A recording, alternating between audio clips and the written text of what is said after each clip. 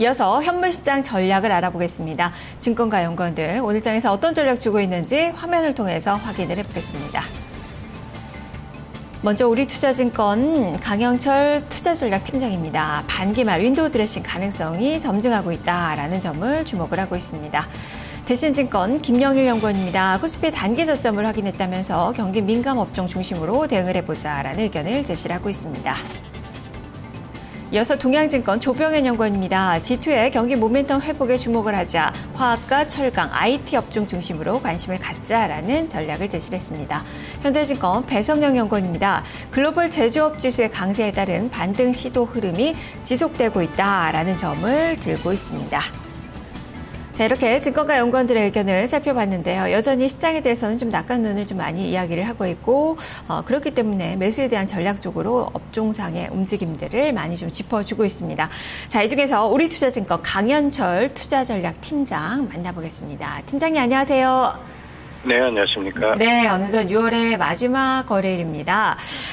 지금 리포트 내신 게 있어서 제가 좀 살펴보니까 2014년 하반기 전망 이 리포트 제목이 고진감래예요. 하반기 주목할 변수로 환율이나 미국의 출구 전략을 좀 꼽으셨는데, 자, 그 부분부터 좀 자세히 설명을 해주시죠. 일단은 전체적으로 이제 국내 쪽은 거의 한 3년 가까이 이제 박스권에 갇혀 있었는데, 올해 이제 한 7, 8월부터는 이제 수출이 아무래도 이제 역대 최고치가 좀 나오고 있고요. 환율 때문에 기업 실적에 대한 불안감이 좀 있긴 하지만 2, 4분기 실적이 삼성전자를 제외하더라도 1, 4분기하고 거의 비슷하거나 이보다는 좀 잘 나올 것으로 보여서 아마 바텀업으로 보는 기업 이익도 3년 만에 이제 감익에서 벗어나는 해가 될 것으로 보입니다. 따라서 이제 국내 증시는 앞서 저점 얘기도 나왔지만은 상반기에 상당히 좀 안 좋은 흐름이었지만은 3, 4분기를 넘어가면서부터는 기존의 좀 박스권을 뚫는 흐름이 수출과 기업이 계속 회복 확인이 될 것으로 보이고요. 다만 이제 고민은 올해 연말이나 내년 초에 미국이 이제 추구 전략이라고 불리는 비중금리 인상이나 자산 매각을 할 수 있기 때문에 그 부분만 좀 조심한다면은 전체적인 방향성은 우상향할 가능성이 높다라고 보고 있습니다.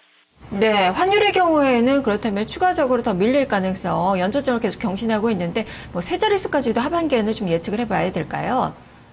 사실은 이제 환율 같은 경우에는 방향성 예측은 여기서 더 내려가기보다는 아마 2, 4분기 중에 최저점을 봤다라고 보시는 게 좀 맞을 것 같고요.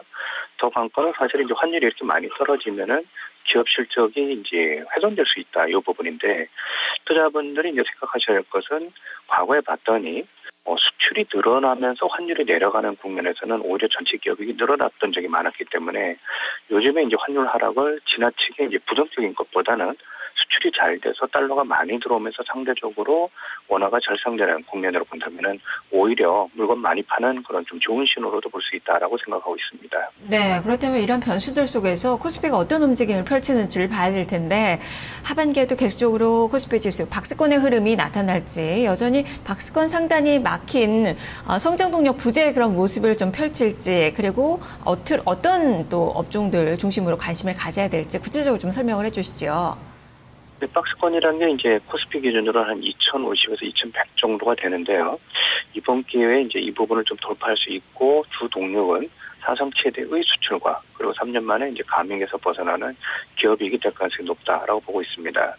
여기에 이제 좀 더 연장선상에서 이제 주도 업종들은 사실은 우리가 주로 경기 민감주라고 불리는 대형주들이 주가로 본다면은 거의 한 지하 2, 3층 가 있고 만약에 이제 환율 하락에도 불구하고 이런 기업들의 이익이 버티거나 오히려 개선될 수 있다는 걸 보여준다면은 주가는 지금보다는 좀 더 레벨업 될 수 있기 때문에 기존의 약간 방어주 컨셉보다는 이런 경기 민감 대형주를 중심으로 그 비중을 확대해 나가는 전략이 하반기에 좋을 것으로 보입니다. 네, 하반기 전반은 그래도 좀 낙관적을 좀 하고 계시는데요. 그렇다면 오늘은 어떻습니까? 오늘은 6월의 마지막 거래입니다. 윈도우 드레싱 효과도 기대를 해볼 수 있을지 오늘 장의 전망과 전략 말씀해 주시죠.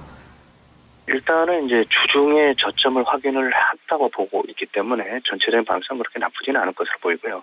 오늘 하루만 놓고 본다면은 이제 반기 말이자 분기 말 그리고 월 말이기 때문에 꼭 윈도우 드레싱이 있다라고 보기는 어렵지만 6월 말에 이제 종가를 좀 어느 정도 관리하려는 외국인들의 매매가 좀 나타날 수 있기 때문에 외국인 매매는 아시겠지만 주로 경기 민감 대형주라고 본다면은 분기 말 그 종가는 그렇게 나쁘진 않을 거다라고 보고 있습니다.